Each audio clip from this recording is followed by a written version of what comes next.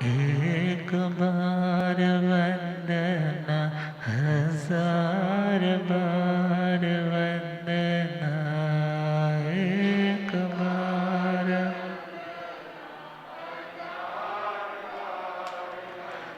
लाख बार वंदना, करोड़ बार वंदना। लाख बार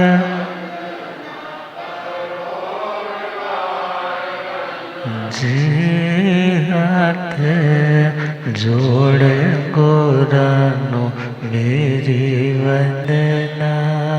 जे हाथ जोड़ अनंत अनंत शांति के निकेतन शासनपति श्रमण भगवान महावीर स्वामी के पावन चरणारविंदों में हार्दिक भावना वंदन नमन। मेरे अंधेरे जीवन को रोशनी प्रदान करने वाले परम उपकारी आगम ज्ञान के भंडार, आगम ज्ञाता आगम पुरुष, जिन शास्त्ररतन हिमाचल केसरी उपाध्याय भगवंत श्रद्धे गुरुदेव श्री जितेंद्र मुनि जी महाराज साहब के पावन चरण कमलों में हार्दिक भावना वंदन नमन। आदरणीय सेवाभावी श्री प्रशमित मुनि जी, पाठ पर शोभायमान कोकिल कंठी महासाध्वी श्री चित्रा जी महाराज साहब, विद्या विलासिनी महासाध्वी श्री अरिहंतिका जी, धर्म सभा में उपस्थित धर्मानुरागियों, सुशीलवती माताओं एवं बहनों, असीम पुण्योदय से भाग्योदय से आप सबको संतों का समागम और वीतरागवाणी श्रवण करने का सुअवसर प्राप्त हो रहा है। श्रवण कर रहे हैं वीतराग परमात्मा के मंगलमय अमृत बोल, जो परिणाम की दृष्टि से, रिजल्ट की दृष्टि से, अंतिम आउटपुट की दृष्टि से अनंत मधुर है। सुनने में मधुर लगे, अपनाने में इजी लगे, ये ज़रूरी नहीं, मगर जो इन्हें अपनाता है उसकी जिंदगी की कर्मों की कटुता, विषमता दूर होती है और वो आत्मा अनंत सुख, अनंत शांति को प्राप्त करने वाला बन जाता है। तो श्रीमद् उत्तराध्ययन सूत्र का चतुर्थ अध्याय संस्कृत, और उस अध्ययन में परमात्मा ने दुनिया की मेंटेलिटी को सामने रखते हुए समझाया कि पैसा ज़रूरी हो सकता है, मगर पैसा सब कुछ नहीं हो सकता। और जो व्यक्ति लापरवाह है, जो व्यक्ति केयरलेस है, अपने लौकिक ड्यूटी से और अपनी आध्यात्मिक आत्मा की रिस्पॉन्सिबिलिटी से जिसने मुंह फेरा हुआ है, ऐसे व्यक्ति का धन उसे निश्चिंतता नहीं दे सकता। हम कुछ भी करते हैं इसीलिए करते हैं कि चलो हम निश्चिंत हो जाएं। व्यक्ति घर बनाता है, सोचता है बारिश से, सर्दी से, गर्मी से बचाव रहेगा, कोई अपने आप अंदर ऐसे घुसेगा नहीं, दरवाजे लगाते हैं। अर्थात कुछ भी कर रहे हैं फॉरवर्ड, किसके लिए? निश्चिंतता के लिए। मगर परमात्मा कह रहे हैं जो व्यक्ति प्रमादी है, जो व्यक्ति लापरवाह है, ऐसा व्यक्ति अपने धन के माध्यम से भी निश्चिंत नहीं हो पाता। धन मिल भी जाए तो भी निश्चिंतता उसे नहीं मिलती। तो निश्चिंत होने के लिए धन का अर्जन और विसर्जन, कमाना और लगाना, इन दो फैक्टर्स को दुनिया में रहते हुए समझना है। और अध्यात्म के क्षेत्र में आगे बढ़ने के लिए यह चिंतन बना कर के रखना है कि अंतिम क्षणों में धन मेरे साथ जाने वाला नहीं। जो मैं इतना वैर कमा रहा हूँ, जो मैं अपनी सेहत को दांव पे लगा रहा हूँ, जो अपने रिश्तों को इग्नोर करके सिर्फ पैसा पैसा पैसा करता जा रहा हूँ, वो पैसा अंतिम समय मेरे साथ जाने वाला नहीं। ये तो है आध्यात्मिक पक्ष।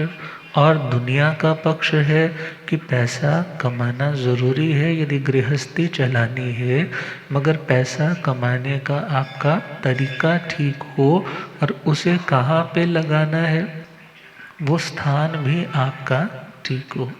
तो परमात्मा समझा रहे हैं, वित्तेण ताण न लभे पमत्ते इमम्मी लोए अदुवा परट्ठा दीव पणट्ठे व अनंत मोहे ने याउवं दठुम अदठुमेव। अर्थात वित्त के द्वारा, पैसे के द्वारा ना ताणं अर्थात त्राण, रक्षा, सुरक्षा, निश्चिंतता नहीं मिल सकती। किसे नहीं मिल सकती? जो व्यक्ति प्रमादी। प्रमादी, यदि हम थोड़ा और डेप्थ में चले, प्रमादी उसे बोलेंगे जिसे अपनी आत्मा का ज्ञान नहीं, जो आत्मा विस्मृत होकर के चल रहा है, वो व्यक्ति प्रमादी है। जिसको अपना होश नहीं है, अपने लिए अच्छा क्या है उसके लिए अवेयरनेस नहीं है, जो अपने लिए बुरा है उसे छोड़ने की, उससे एब्सटेन करने की कोशिश नहीं है, ऐसे व्यक्ति को क्या कहा? प्रमादी। और जो निज आत्मा से दूर रहेगा, आत्मा को भुला करके, कर्म के फल को भुला करके दुनिया की रेस में दौड़ेगा, उस व्यक्ति को कभी भी निश्चिंतता मिलने वाली नहीं। अक्सर दुनिया में पैसा बहुत कमा लिया जाता है, रिश्ते भी बना लिए जाते हैं, मगर फिर भी एक सुकून नहीं होता। उसका रीज़न वो व्यक्ति उस फाइनल ट्रुथ से जो अपना है उससे नहीं जुड़ा होता। और यदि पता हो कि जो मेरा स्वरूप है वो तो कभी मुझसे जुदा हो नहीं सकता, मगर कर्म के उदय से मिलने वाले ये दुनिया के जितने भी रिश्ते हैं वो आज है और कल नहीं। और यदि जिंदगी का यह सत्य पता चल जाए कि आज जो व्यक्ति मुझे प्रायोरिटी दे रहा है, this is only due to my good karmas, मेरा पुण्य होगा, मैंने उपकार किया होगा, मैंने कुछ अच्छा इसके लिए किया होगा, इसलिए आज ये व्यक्ति मुझे क्या दे रहा है? प्रायोरिटी दे रहा है ना, मुख्यता दे रहा है। मगर यदि सपोज ध्यान देना कि कोई व्यक्ति धीरे धीरे हमें वैल्यू देना कम कर दे, तो मन उदास हो जाएगा। क्यों? क्योंकि एक्सपेक्ट क्या किया था कि ऐसा नहीं होगा। अक्सर पेरेंट्स के साथ होता है। क्यों? क्योंकि उनको एक्सपेक्टेशन क्या होती है, जिन बच्चों को बोलना सिखाया, पढ़ना सिखाया, एजुकेटेड बनाया, जिनके बिजनेस हमने सेट करके दिए, जिनकी शादियां करवाई, जिनके बच्चों को भी हम पढ़ा रहे हैं, एटलीस्ट वो बच्चे हमारा क्या करेंगे? ध्यान करेंगे, हमारी हर बात मानेंगे। मगर याद रखना, दुनिया में अक्सर ये चीज़ें एक्सपेक्टेशन के साथ की तो जाती है, मगर एक्सपेक्टेशंस धीरे धीरे क्या होने लग जाती है? टूटने लग जाती। जब टूटने लग जाती है तो व्यक्ति अंदर से टूटने लग जाता है और वो व्यक्ति सोचता है मैंने इतना कुछ किया किसके लिए। मगर यदि उसको ये रियलाइज़ होता कि जो बच्चे आज मुझे प्रायोरिटी दे रहे हैं कल को प्रायोरिटी नहीं देंगे, तो खुद से पूछो कि दुनिया में अक्सर तुम्हारे साथ भी ऐसा हुआ? तुम आज जिसे प्रायोरिटी दे रहे हो, टाइम आने पे तुम्हारी प्रायोरिटी चेंज हो जाती है। तुम्हारी प्रायोरिटी चेंज हो जाती है। तुम जिसके लिए अपना हर टाइम का हर लम्हा जिसके लिए इन्वेस्ट करने के लिए तैयार थे, अब तुम्हारे पास उसके लिए भी वक्त नहीं होता। फिर कहते हैं चाह करके भी वक्त नहीं दिया जा रहा, चाह करके भी उस व्यक्ति को इवेल्युएट नहीं किया जा रहा कि उसने मेरे लिए इतना कुछ किया है। जब तुम खुद सामने वाले के लिए सेम नहीं रह पाते, तो सामने वाले से कैसे उम्मीद रख सकते हो कि वो तुम्हारे लिए क्या रहे, सेम रहे। और सेम क्यों नहीं रह पाता, क्योंकि कर्मा। जितना जितना सपोज टैंकी भरी हुई है, पानी कंज्यूम हो रहा है, पानी यूज हो रहा है, अब पानी जब थोड़ा रह जाएगा तो उसका प्रेशर भी क्या हो जाएगा, आने का कम हो जाएगा। और पानी तो यूज कर रहे हैं, मोटर से नया पानी चढ़ाया नहीं जा रहा, तो धीरे धीरे क्या होगा, पानी अब ड्रॉप ड्रॉप करके आएगा। अब ड्रॉप ड्रॉप करके आएगा तो व्यक्ति सोचे ऐसा क्यों हो रहा है, क्योंकि जितना इन्वेस्ट किया होगा उतना ही बाहर आएगा। इसलिए दुनिया में यदि हमें इस सत्य का आभास है तो हम उदास नहीं होंगे। अर्थात यदि सपोज करो, कई बार होता है पाइप्स में हवा भर जाती है तो भी पानी का फ्लो रुक जाता है। बहुत बार होता है ऊपर से किसी ने बंद कर रखा होता है तो भी पानी। अब सपोज करो कोई अंतराय कर्म है जो जिसके कारण जो चाह रहे हैं वो नहीं हो पा रहा, मगर यदि इन्वेस्टमेंट में है, यदि कुछ जोड़ा हुआ है तो वो ज़रूर आने वाला है। इसलिए खफा होकर ध्यान करके अपने प्रेजेंट को खराब नहीं करना चाहिए, अपने प्रेजेंट को खराब नहीं करना चाहिए। तो परमात्मा समझा रहे हैं कि दुनिया के लोगों की मेंटेलिटी है कि पैसे से सब कुछ होता है, पैसे से रिश्ते बनते हैं, पैसे से धर्म होता है, पैसे से सेवा होती है, पैसे से अपने शौक पूरे होते हैं। मगर ध्यान देना, पैसा यदि सब कुछ होता तो चक्रवर्तियों के पास तो बहुत पैसा था, चक्रवर्तियों के पास तो बहुत पैसा था, मगर उन्होंने देखा ये पैसा सुख देने वाला नहीं। अब पैसा है तो पैसे के साथ साथ उनका प्रयोग और उसके साथ साथ पुण्य होगा, यदि अच्छी जगह पे भी लगा रहे हैं। मगर ध्यान देना, दुनिया में जहाँ पुण्य होता है वहाँ मिश्रित रूप से पाप भी तो होता है। मिश्र रूप से क्या होता है, पाप भी होता है। और जब पाप भी हो रहा है इट मीन्स बिल्कुल शुद्ध क्रिया नहीं हो पाती। और जो धर्म की क्रिया है तो धर्म की क्रिया के लिए तो त्याग चाहिए। क्या चाहिए, त्याग चाहिए। अतः जिन्होंने अपने कर्मों के बोझ को पूरी तरह से उतारना है वो तो जानते और मानते हैं कि पैसा मेरे मार्ग में, साधना के मार्ग में रुकावट डाल सकता है। इसलिए वो अपनी एक और उत्तम प्रैक्टिस करने के लिए उसे भी छोड़ देते हैं। कोई कह सकता है यदि वो इतने स्टेबल होते हैं तो घर में रह कर के साधना क्यों नहीं करते। तो पहला पॉइंट, एक निमित्त, एक एटमॉस्फेयर भी व्यक्ति को प्रभावित करता है, पहला पॉइंट। मगर वो आत्माएं तो बड़ी स्टेबल होती है, फिर उनमें ऐसी अनस्टेबिलिटी क्या फील होती है, तो हम कह सकते हैं भले ना फील होती हो, मगर दुनिया को एक लाइव एग्जाम्पल सेट करके देने के लिए, समझाने के लिए कि यदि तुम बिल्कुल चाहते हो कि मैं अच्छे से धर्म की प्रैक्टिस करूं तो इन दुनिया के संबंधों से खुद को क्या कर दो, डिटैच कर दो। तो दुनिया में अब जिस जिस चीज़ की कमी होती है फिर वैसा वैसा रोग हो जाता है। और पैसे वाला व्यक्ति हमें लगता है बिल्कुल खुश है, बिल्कुल अच्छा है। और दुनिया में जैसे आजकल कोई चीज़ कम होती है ना बॉडी में, तो आंखों में कमज़ोरी आई है तो डॉक्टर बोलता है विटामिन ए कम हो रहा है, आप ये चीज़ें खाइए।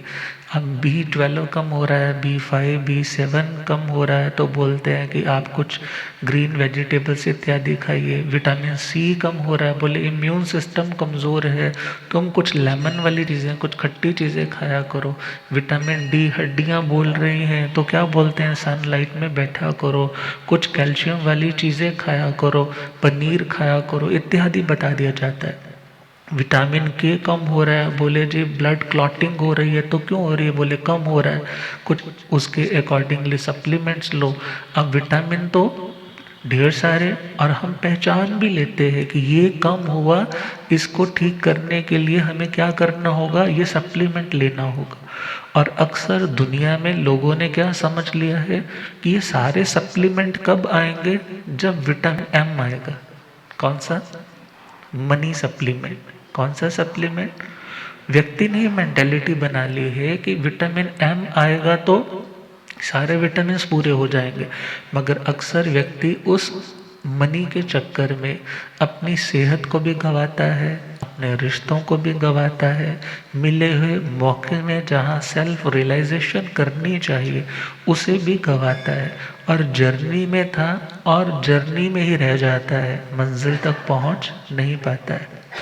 तो भगवान महावीर स्वामी फरमा रहे हैं कि धन के द्वारा तुम्हें निश्चिंतता मिल जाए, तो ध्यान देना, निश्चिंतता उसे मिल सकती है जो व्यक्ति अप्रमत्त है। जो व्यक्ति कैसा है? अप्रमत्त मीन्स जागरूक है। भरत चक्रवर्ती जी महाराज, कौन से? भरत चक्रवर्ती जी 6 खंडों की हुकूमत है, या यूँ बोलो कि आज के टाइम में जितनी वर्ल्ड की इकनॉमी है या वर्ल्ड की जितनी भी स्टेट्स है, जितने भी देश हैं, सपोज कर लो सारे के सारे उनके अंडर आते हैं, एक सिंगल मैन के अंदर। मगर फिर भी इतना कुछ होने पर भी उन्होंने क्या रियलाइज़ किया?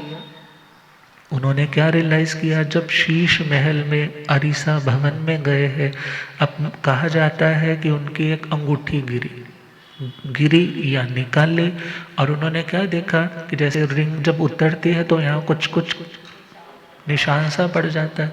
अब ध्यान देने लगे कि शरीर की शोभा किसके कारण थी? इसके कारण, रिंग के कारण। धीरे धीरे उन्होंने क्या कर दिया? सारे ऑर्नामेंट उतार दिए और गहन चिंतन में चले गए कि इस ऑर्नामेंट से मैं सुंदर लग रहा था क्या? ऐसा बल्कि नहीं, मैं तो इस देह से भी अलग हूँ, मैं तो इस देह से, शरीर से भी अलग हूँ। और शरीर की अनित्यता के ऊपर चिंतन स्टार्ट हो गया। शरीर की अनित्यता के ऊपर, अनित्यता का मतलब इसकी मॉर्टेलिटी के ऊपर, कि ये तो मॉर्टल चीज़ है, आज है और कल नहीं है, कभी सुंदर है कभी बदसूरत है, मगर इसमें रहने वाला जो है वो मैं तो वो हूँ, मैं शरीर नहीं हूँ। अब जब सेल्फ रियलाइजेशन हुई ना, तो उनको लगा कि दुनिया का वैभव तो किसी काम का, मेरे पास इतना कुछ है, मगर सेल्फ रियलाइजेशन जब हुई है तो उन्हें लगा कि इन दुनिया के वैभव से, इन दुनिया की अथॉरिटी से आत्मा को सुकून या निश्चिंतता मिलने वाली नहीं। अब इतने पीक पर पहुंच करके उन्हें लगा कि इससे भी कुछ होने वाला, तो उन्होंने सब कुछ क्या कर दिया? रिनाउंस कर दिया, सब कुछ छोड़ दिया। तो भगवान तो कहते हैं कि यदि उस लेवल तक पहुंच जाओ तो तुम अप्रमत्त हो। तुम क्या हो? अप्रमत्त हो। और यदि पैसा तुम्हारे साधना में, तुम्हारे सेल्फ रियलाइजेशन में, तुम्हारे आध्यात्मिक स्पिरिचुअल गुणों को रोकने में काम कर रहा है, या पैसा कमाने की ललक तुम्हें धर्म की लगन से दूर कर रही है, तो ऐसा पैसा तुम्हें शांति, ऐसा पैसा तुम्हें शांति नहीं दे सकता। और अक्सर हम सुनते हैं राजा भोज की एक छोटी सी स्टोरी। उन्हें महसूस हुआ कि पैसा जिस पब्लिक से कमाया है उसमें क्या करना चाहिए? डोनेट करना चाहिए, बांटना चाहिए। तभी जैसे करंट का फ्लो रहता है तभी एक करेंसी का फ्लो रहेगा। और यदि हम कोई चीज़ किसी को देंगे ही नहीं तो उसमें संस्कार भी देने का नहीं आ पाएगा। तो उन्होंने अपने खजाने लुटाने शुरू कर दिए। उनके मंत्री जो मंत्रणा करता है, मंत्री जो मनन करके ऐसा कोई सल्यूशन देता है जिससे त्राण हो सके, जिससे रक्षा हो सके, उसे क्या बोलते हैं? मंत्री। मंत्र भी तो यही है ना। मंत्र मतलब जिसका हम मनन करें, जिसका हम चैंटिंग करें, जिसको हम ध्याएं, जिसके ऊपर हम चिंतन करें और फिर वो हमारी रक्षा करने वाला बन जाए, उसे क्या बोलते हैं? मंत्र। तो मंत्री भी वही जो मनन करके ऐसा कुछ एडवाइस करे जिससे तुम अपनी मुश्किल से, आने वाली संभावित मुश्किल से और प्रेजेंट मुश्किल से निकल सको, उसे बोलते हैं मंत्री। और उस मंत्री ने क्या कहा? आपदर्थे धनम रक्षेत। विपत्ति के समय के लिए क्या करो? धन की रक्षा करो, धन बचा करके रखो, ये एक नीति की बात है। लौकिक नीति में तो यही होता है ना कि इतना भी मत लुटाओ कि कल को कंगाल हो जाओ। अब उन्होंने कहा आपद अर्थे धनम रक्षित। अब जैसे ही ये लाइन उन्होंने देखा कि सीधा तो नहीं बोला, मगर उसने सपोज करो जिस रास्ते से वो गुजरते थे वहाँ पर एक बोर्ड बनवा करके वहाँ लिखवा दिया। अब राजा तो समझ रहा है ये कहाँ पे बोला जा रहा है, तो राजा ने भी एक तख्ती बनवा करके वहाँ लिखवा दिया, श्री मताम आपदा कुदा। जो सज्जन लोग होते हैं, जो उत्तम लोग होते हैं, ऐसे लोगों को कभी प्रॉब्लम आती नहीं। ऐसे लोगों को कभी प्रॉब्लम, आप कहोगे नहीं महाराज हमने तो देखा अच्छे अच्छे लोग बेचारे सड़कों पर आ जाते हैं।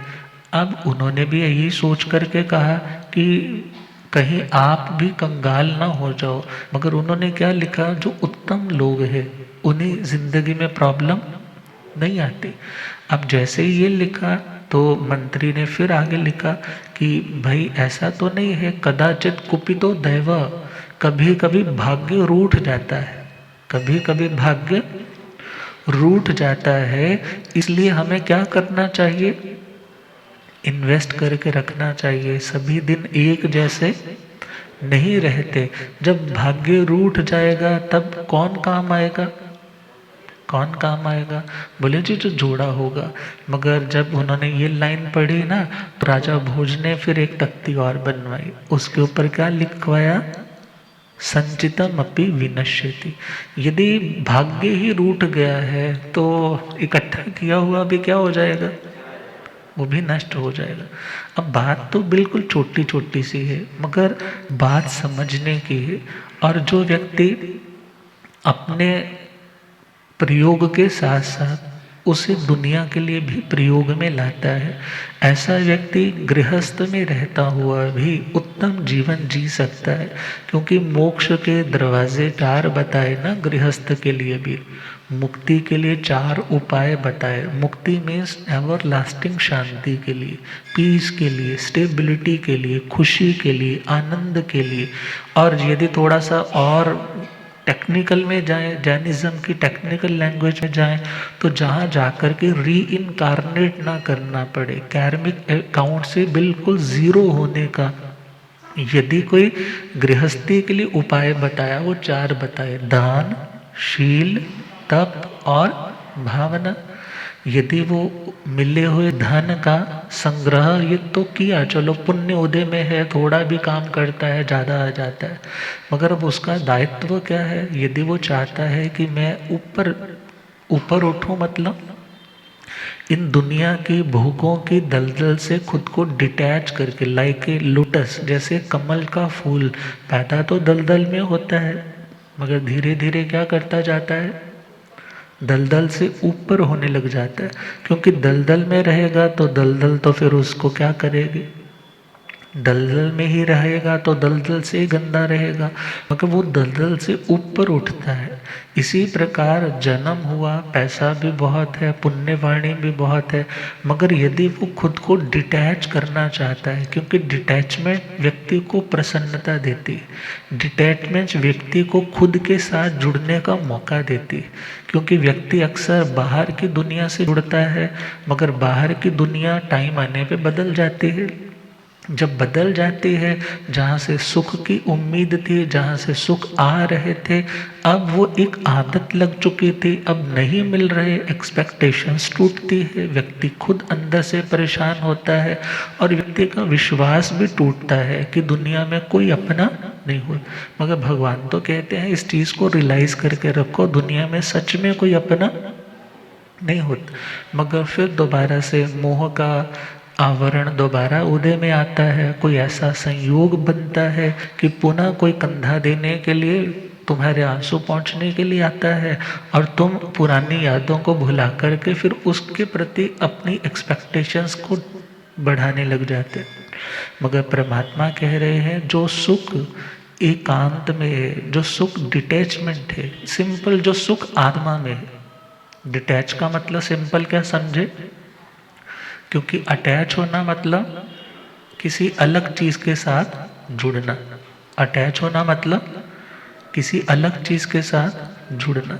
मगर जो अलग है वो तो हमेशा अलग ही रहेगा ना, जो अलग है वो तो हमेशा अलग ही रहेगा। अब भगवान ने कहा जो सुख तुम्हारी आत्मा में है, यदि तुम उसे पाना चाहते हो तो तुम दान करो। क्या करो? क्योंकि दान से तुम्हारी परिग्रह वृत्ति के ऊपर अंकुश लगेगा। कौन सी वृत्ति? परिग्रह। परिग्रह का मतलब, परिग्रह का मतलब ये भी ले लो, वो भी ले लो, ये भी आने दो, वो भी आने दो, ये जमीन अच्छी है, ये भी होनी चाहिए, ये कपड़े अच्छे, ये भी होने चाहिए।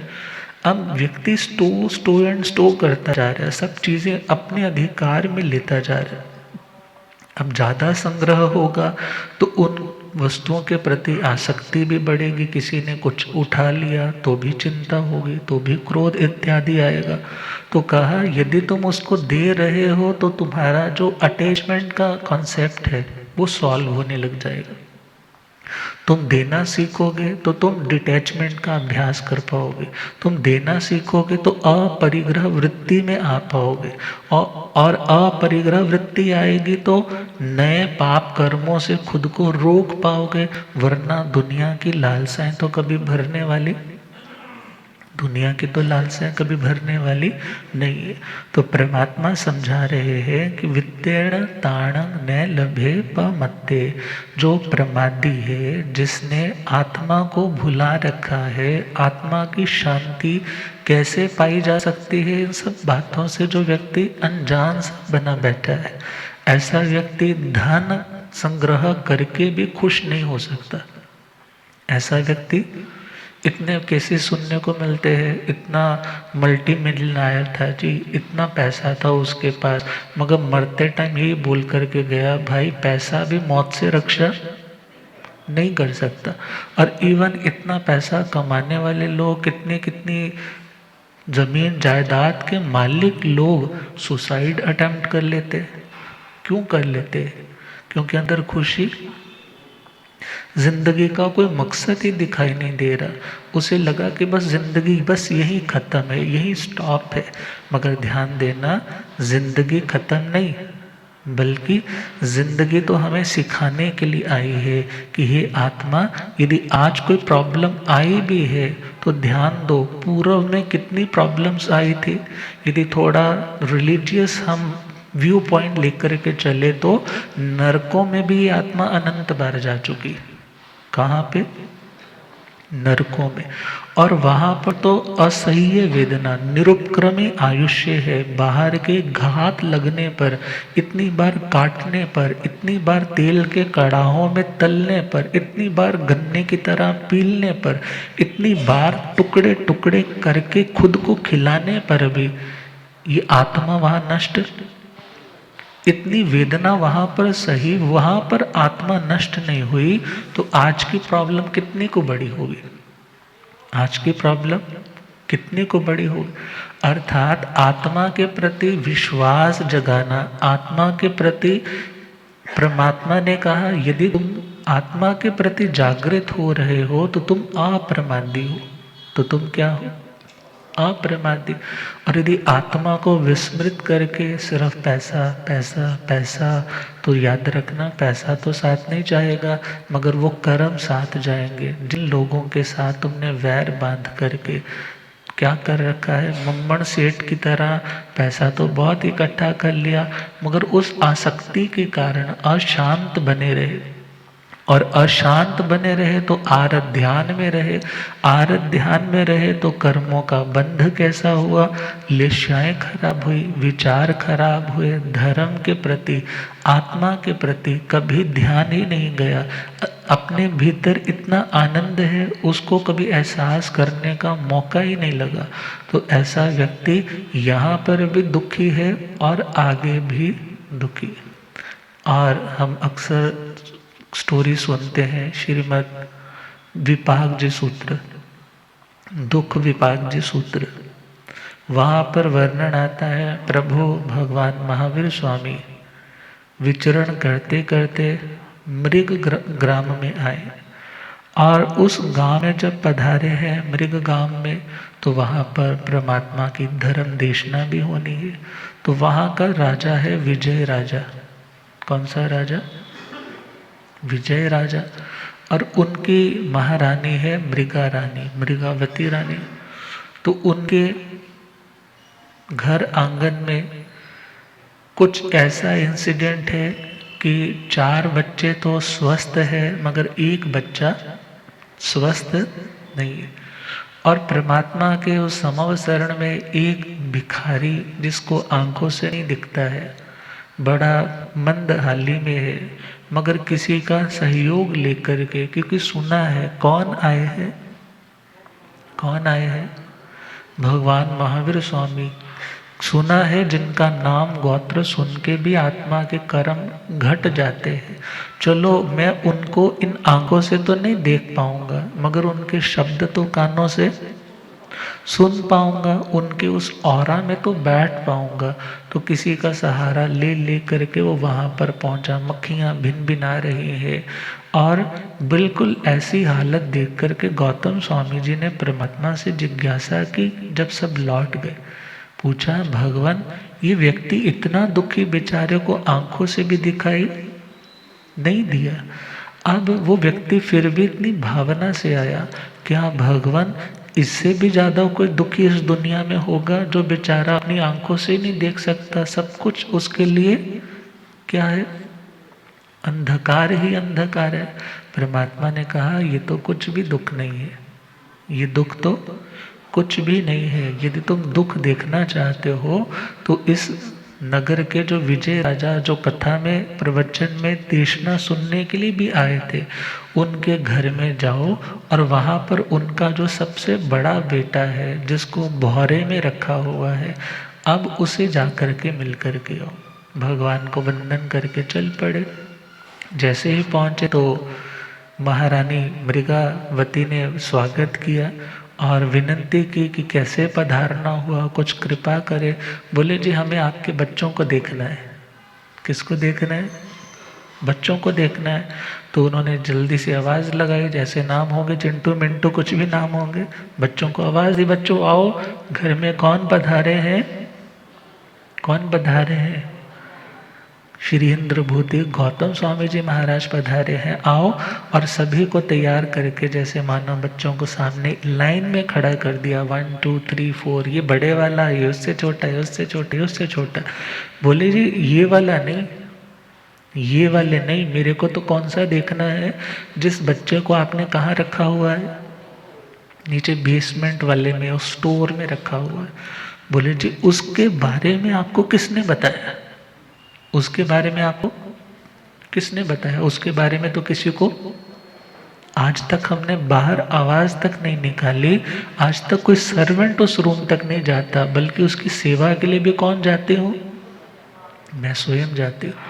तो चलो आपको किसने बताया? आंसर मिल गया कि सर्वज्ञ केवल ज्ञान केवल दर्शन के धारक अरिहंत पद से विभूषित भगवान महावीर स्वामी ने बताया।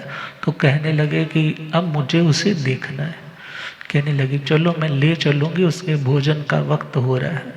और उसी टाइम उसने क्या किया, अपने खाने पीने का जो जो सामान था, जैसे होटल्स में ट्रॉली होती है ऐसे लकड़ी की एक ट्रॉली बनाई, उस पर भोजन रखा और नीचे की ओर चलने लगी। और गुरु महाराज से कहा कि आप भी अपने मुख को क्या कर ले, अच्छे से ढक ले। 4 तह का कपड़ा लेकर के, कपड़े को उसने तो खुद बांधा ही बांधा था। गौतम स्वामी जी मुख वस्त्रिका तो लगाए हुए हैं, मगर नाक क्या है, स्मेल तो कहाँ से जाएगी? उसको भी अच्छे से बांध लो। क्यों? क्योंकि वहाँ पर बहुत फाउल स्मेल आएगी, जैसे कोई मरी हुई गाय की बदबू हो, किसी मरे हुए प्राणी की बदबू आ रही हो, तो वो असह्य हो जाएगी। तो वो पहुँचे हैं नीचे और क्या देखा कि एक मांस का लोथड़ा सा जमीन पर पड़ा है, मांस का लोथड़ा सा। अब मानो पाँव तो नहीं, मगर टांगे टांगे हैं, वो निशान निशान से है, बस यहाँ यहाँ तक। बाजुएं नहीं है, मगर वहाँ पे निशान निशान से है, यहाँ से बाजू स्टार्ट होनी। दोनों का यही हाल। और मुख आकृति भी आंखों के मात्र चिन्ह चिन्ह है, आंखें नहीं है। कानों के मात्र निशान निशान से है, मगर कान नहीं। नासिका का मात्र निशान निशान है, मगर नासिका की कोई शेप नहीं है। मुख मात्र छोटा सा ऐसे खुलने वाला कोई निशान मात्र सा कि कुछ चला जाए, और शरीर बिल्कुल बेढंगा सा। और जैसे भोजन, वो माँ है ना, तो माँ ही होती है। उस बच्चे को जैसे ही भोजन करवाती है, देती है, और जैसा ही बच्चे ने उस भोजन को किया और शरीर में ऐसा रोग, भस्मक रोग मानो कि जो खाता है और वो भस्म सा हो जाता है, और फिर खाता है तो फिर परिणत होकर के अशुभ रूप में, क्योंकि अच्छी चीज को गंदी वाली जगह पे रखोगे तो वो क्या हो जाएगा, गंदे में कन्वर्ट हो जाएगा। तो वो अशुभ रूप में कन्वर्ट होकर के बाहर निकलता है, वो वॉमिट करता है, पीक मवाद निकलती है, और वो अज्ञानी जीव उसी को चाटने लग जाता है, उसी को चाटने लग जाता है। गौतम स्वामी जी ने ये दृश्य देखा और फिर बस देख करके अपने स्थान पे लौट आए। भगवान से आकर पूछा, भगवान वो इतना दुखी जीव, उसने ऐसे कर्म कहाँ पर किए? तो परमात्मा सुनाने लगे कि पूरा भव से और बैक चले जाओ। राष्ट्रकूट इकाई, एक राठौड़ है, एक प्रांत का अध्यक्ष है, जिसके अंडर 500 गांव आते हैं। कितने गांव? गुरुदेव पधारे। हो रब मेरा सतगुरु बन के आया मैनू,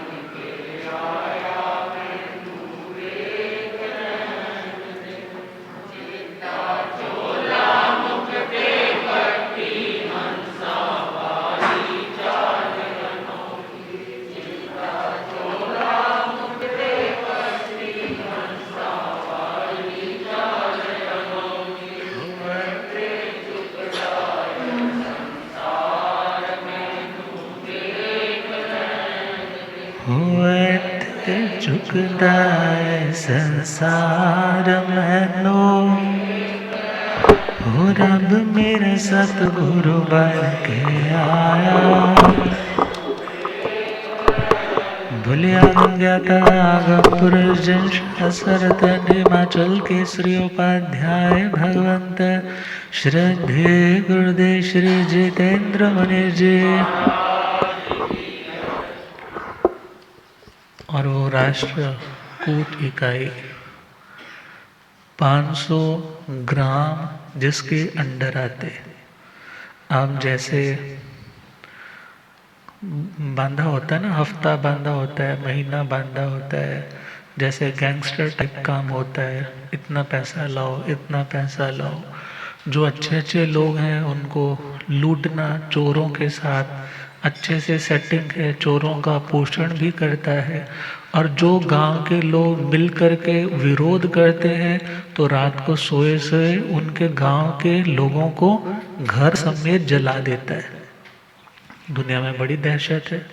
खूब पैसा कमाया, खूब प्रॉपर्टियां इकट्ठी की, और वो टाइम भी आया जब अंतिम क्षणों में शरीर में 16 माह भयंकर रोग लग गए। अब कराता है, चिल्लाता है, मगर कोई उसे बचाने वाला नहीं। डॉक्टरों को वो सारी प्रॉपर्टी देने के लिए तैयार है, मगर कोई उसे रिलीफ देने में समर्थ नहीं हो। और वहाँ से काल करके पहली नरक में एक सागरोपम की आयुष्य वाला नरकी बना। घोर वेदनाएं सही। पहले 250 वर्ष की उम्र थी, वहाँ घोर पाप किए, और आज एक सागरोपम की लंबी अवधि में दुख भोग रहा है। और वहाँ से निकल करके कहाँ आया है? विजय राजा मृगावती रानी के घर। ये अपने आप ही आया है। इसने कर्म ऐसे किए, इस धन के पीछे पागल होकर के न्याय नीति को छोड़ा, धर्म को छोड़ा, जिसके कारण इसकी आज ये दुर्दशा हो रही। कितिया कमाया जे तो जगते बथेरिया, कितिया कमाया जे तो धर्म न किता सवे खूब गेरिया, कितिया कमाया जे तो जगते बथेरिया, धर्म न किता सवे खूब खाली तू आया हाथ खाली जाएगा, धन जो कमाया ना तो साथ ल जाएगा, साथ ल माया दे लोभी गल्ला याद रखी मेरिया, माया दे लोभी गल्ला याद रखे, धर्म न किता सवे खूब गेरिया, कितिया कमाया जे तो जगते बथेरिया, कितिया कमाया जे तो जगते, धर्म न किता सवे खूब सुखा दिन साथी वेखे सारे जहान दे, धिया ते पुता ताए जो इंसान दे, जो इंसान दे, अंत वेले उन्हाने वे अखियां ने फेरिया, अंत वेले उन्हाने वे अखियां ने, धर्म न किता सवे खूब गेरिया, कितिया कमाया जे तो जगते बथेरिया, कितिया कमाया जे तो जगते, धर्म न किता सवे खूब गेरिया, धर्म न किता सवे खूब। तो इसके संदर्भ में आगे कल डिस्कस करेंगे। श्रद्धेय गुरुदेव कृपा करें। ओम शांति।